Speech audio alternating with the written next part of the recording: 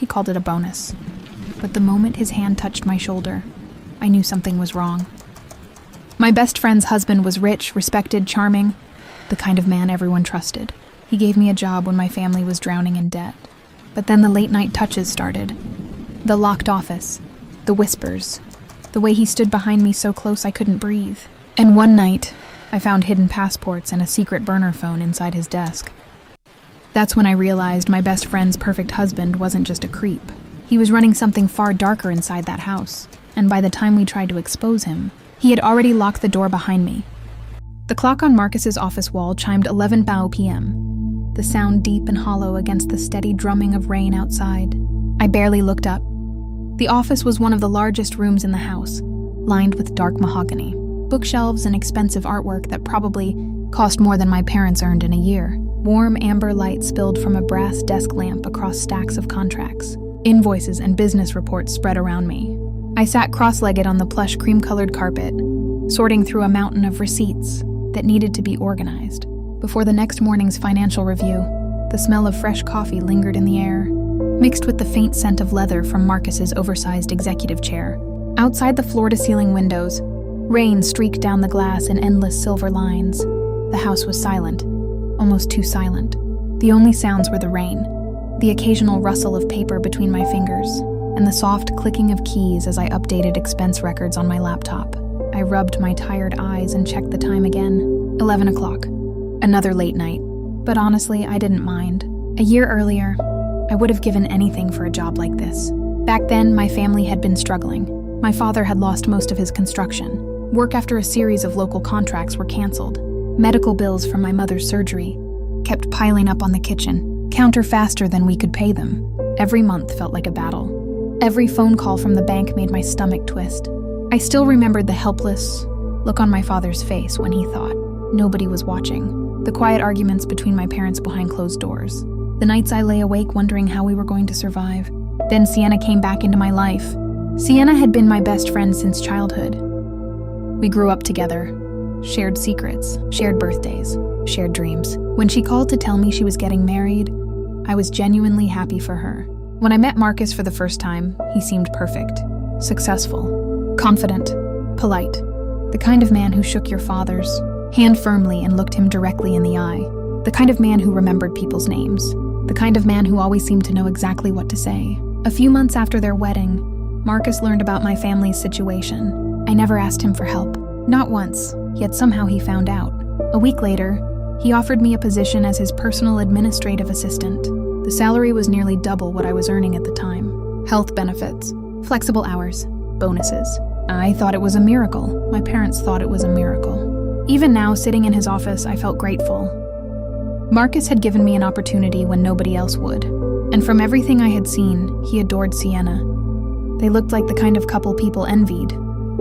The kind who finished each other's sentences, the kind who laughed together at parties, the kind who seemed untouchably happy. I smiled faintly as I filed another receipt into a folder.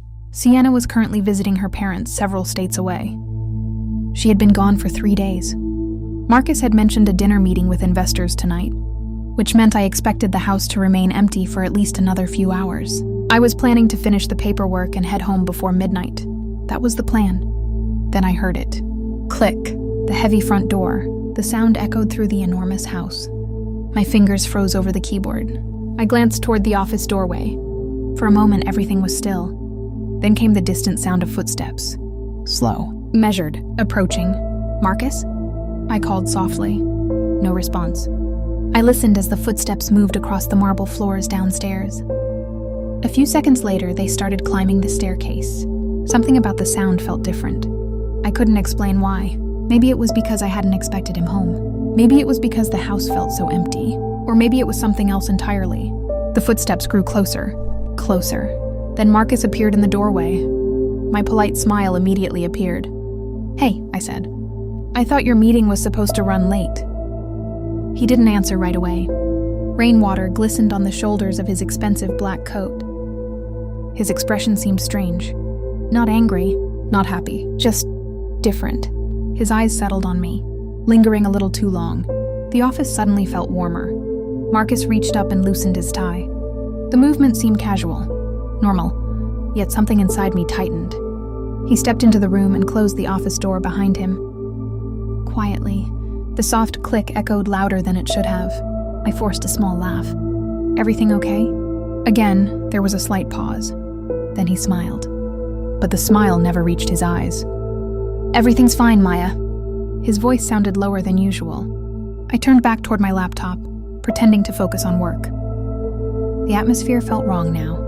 Heavy, like the air pressure had changed. I could feel his presence somewhere behind me. The silence stretched. Longer, longer. The hairs on the back of my neck began to rise. I glanced over my shoulder. Marcus was walking toward me. Slowly, not toward his desk. Toward me. My stomach tightened. He stopped only a few feet away. Too close. Close enough that I could smell the expensive cologne on his shirt. Close enough that I could hear the faint sound of his breathing. I immediately became aware of the office door behind him, the only exit, and he was standing directly between it and me. I swallowed. "Did you need something?" His eyes drifted toward my open laptop bag sitting beside me, then back to me. Without answering, he reached inside his coat. My pulse skipped. A second later, he pulled out a thick white envelope.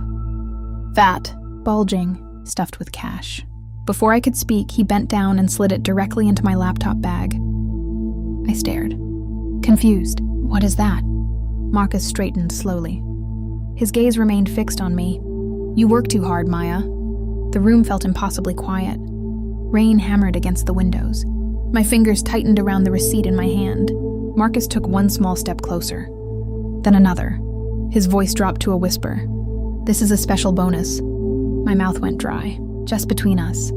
Something cold crawled down my spine. Every instinct inside me screamed that something was wrong. Terribly wrong. Marcus's smile widened slightly.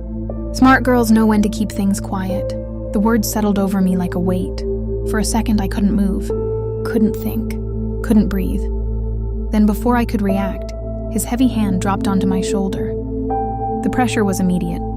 Firm, possessive, terrifying. My entire body locked up. The office seemed to shrink around me. The rain, the lamp, the walls, everything blurred into the background. All I could hear was the pounding inside my chest. Faster, harder, louder. My heartbeat thundered in my ears as his grip tightened on my shoulder. I barely slept that night. Every time I closed my eyes, I felt Marcus's hand on my shoulder again. The pressure, the certainty behind it. The way he had spoken as if the envelope of cash wasn't a gift at all, but a message. By morning, my stomach felt twisted into knots. The white envelope sat on my passenger seat the entire drive to work. I couldn't stop looking at it at red lights. It felt wrong, dirty, like it didn't belong to me.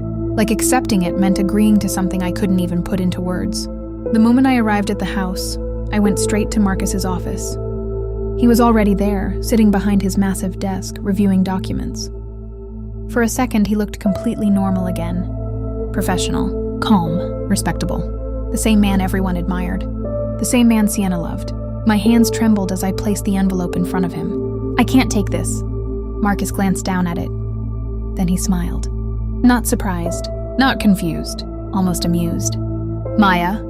His tone was patient, like he was speaking to a child. "It's just a bonus." I swallowed. "It doesn't feel appropriate." The smile never left his face. "Maya, it's for your family." I opened my mouth to argue, but he continued. "If you make a big deal out of this, Sienna will get worried over nothing." His eyes stayed locked on mine. "Don't be dramatic." The words hit harder than I expected. Suddenly, I felt embarrassed, ashamed, as if I had done something wrong by questioning him. He pushed the envelope back toward me. "Take it." Then he returned to his paperwork as if the conversation was over.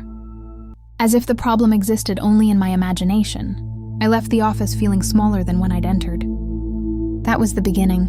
After that day, little things started happening. Things that seemed innocent if you looked at them individually. Things that sounded ridiculous whenever I tried explaining them to myself.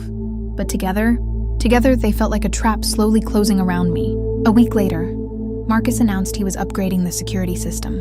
New cameras, new alarms, new digital locks, especially on his office. One afternoon he called me inside.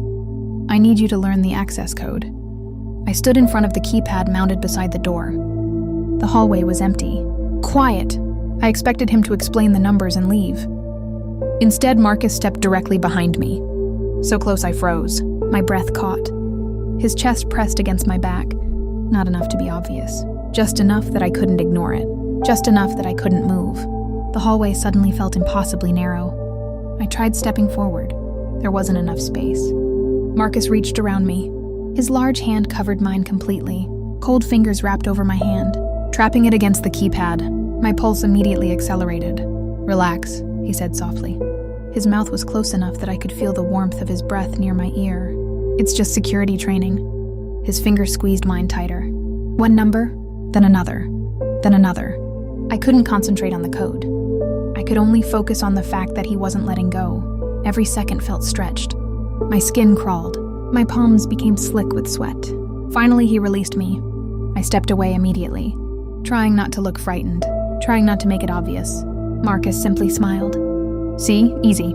That night, I sat in my car afterward for nearly 20 minutes before driving home, just breathing, trying to convince myself it wasn't what it felt like, trying to convince myself I was overreacting. Because if I wasn't overreacting, then what did that mean? A few days later, it happened again. I was working at my desk reviewing invoices when Marcus appeared behind me.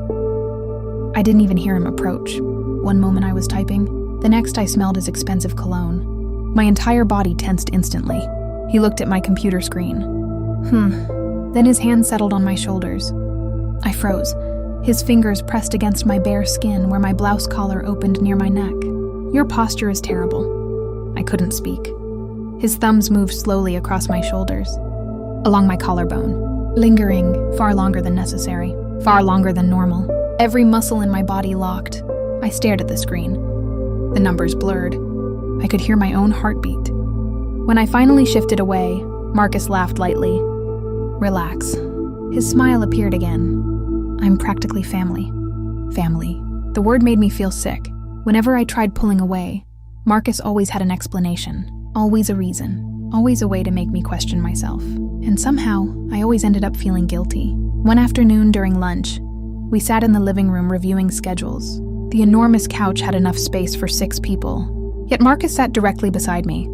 His thigh pressed firmly against mine. I immediately shifted away. My skin prickled. Marcus noticed. Of course he noticed. Before I could move farther, his hand landed above my knee. Heavy, firm, holding me in place. Not aggressively. Not enough to leave evidence. Just enough. He laughed. "You're acting like I'm a stranger." I forced a smile. My throat felt tight. Inside, panic spread through me. Outside, I pretended everything was fine. Because what was I supposed to do? Tell Sienna? Tell my best friend that her husband made me uncomfortable? Tell my parents? The same parents whose bills were finally getting paid because of this job?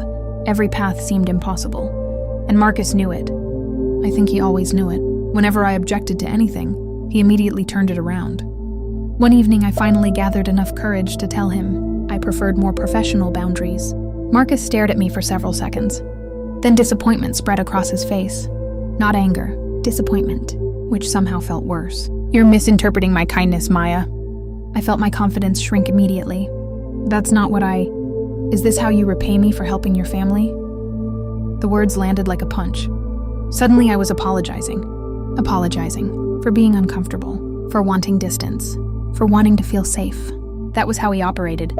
Every conversation left me doubting myself. Every interaction made me question my own instincts. Then came the isolation.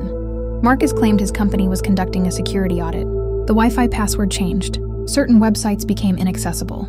Personal messaging apps stopped working on company devices. Then he introduced another rule. All personal phones were to remain in kitchen lockers during work hours. "No distractions," he said. "It improves productivity." I hated it immediately.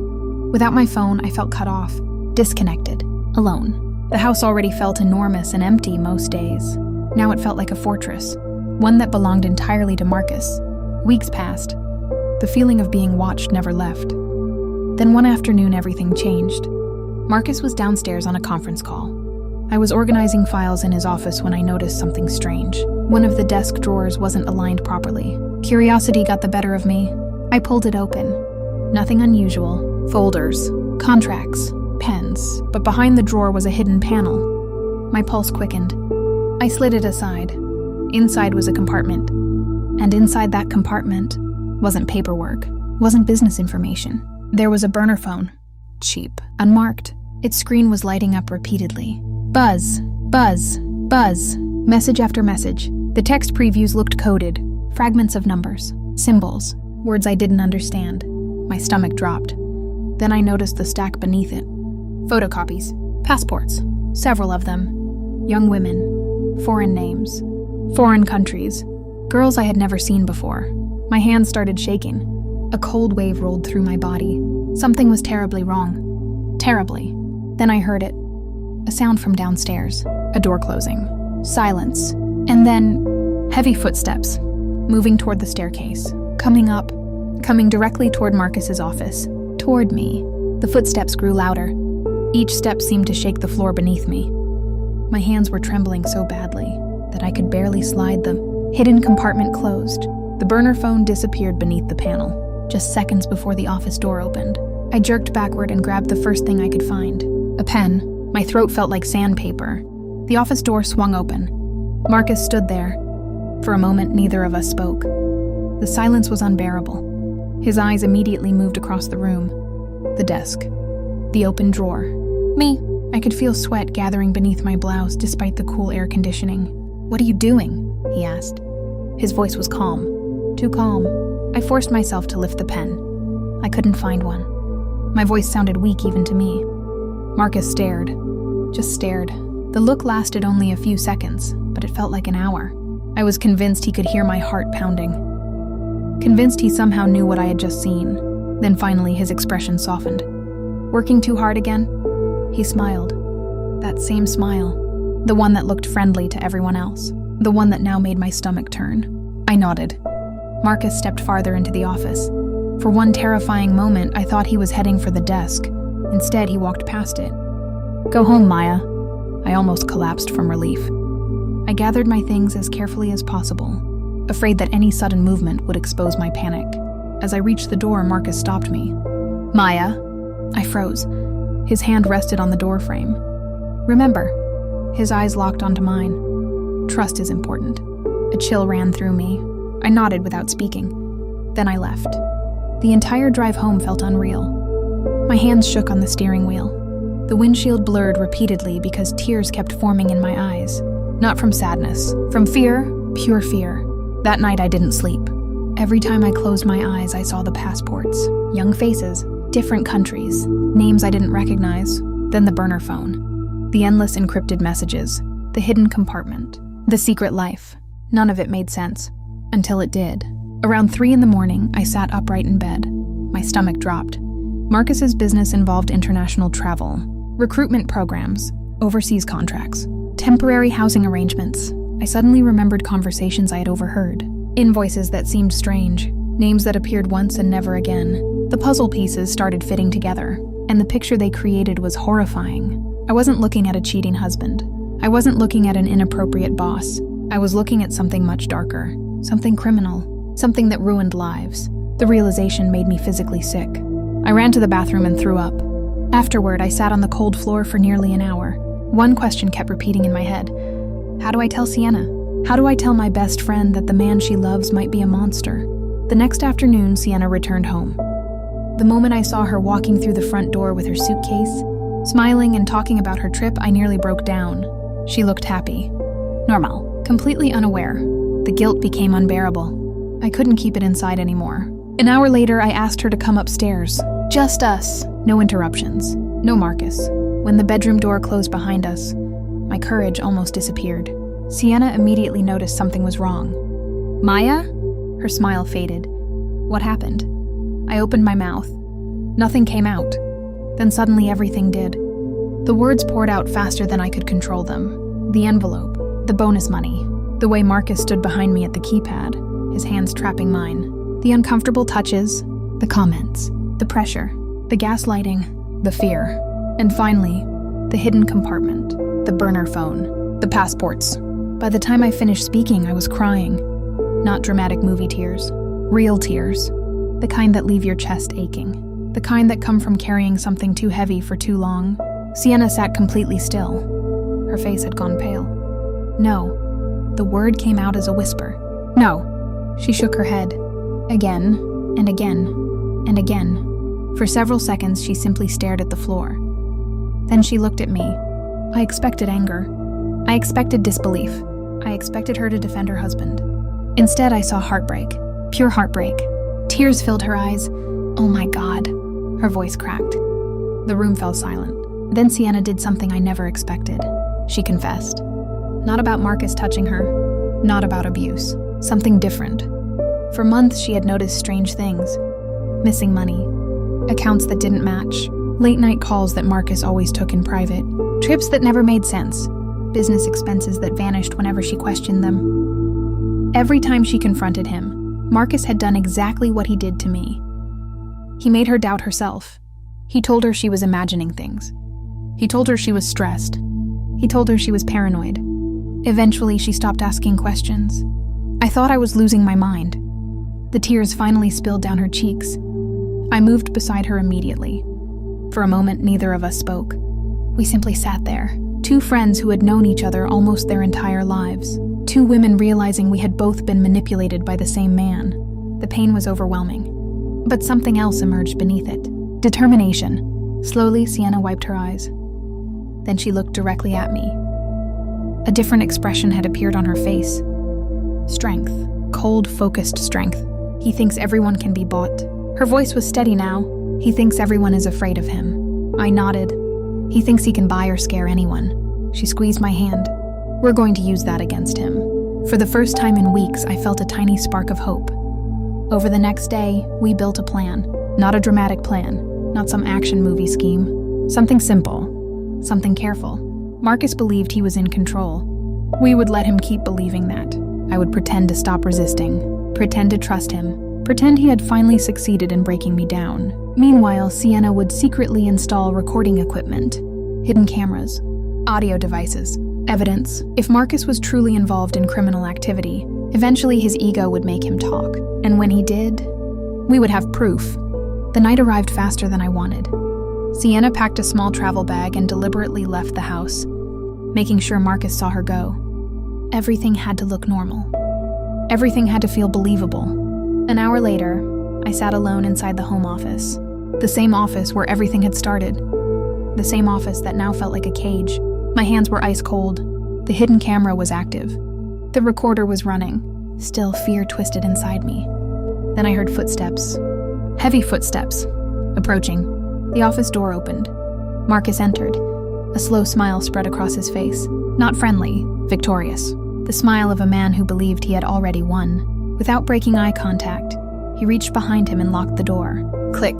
The sound echoed through the room. My pulse exploded. Marcus took a step forward. Then another. I knew you'd see things my way, Maya. His voice was low. Certain. Dangerously confident. Beneath the desk, my trembling hand reached toward the hidden recorder. The tiny indicator light was still on. Still recording.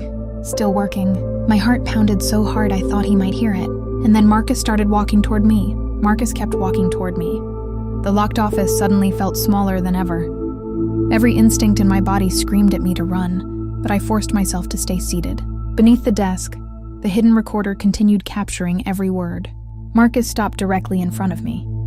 That arrogant smile never left his face. You finally figured it out, didn't you? He said quietly.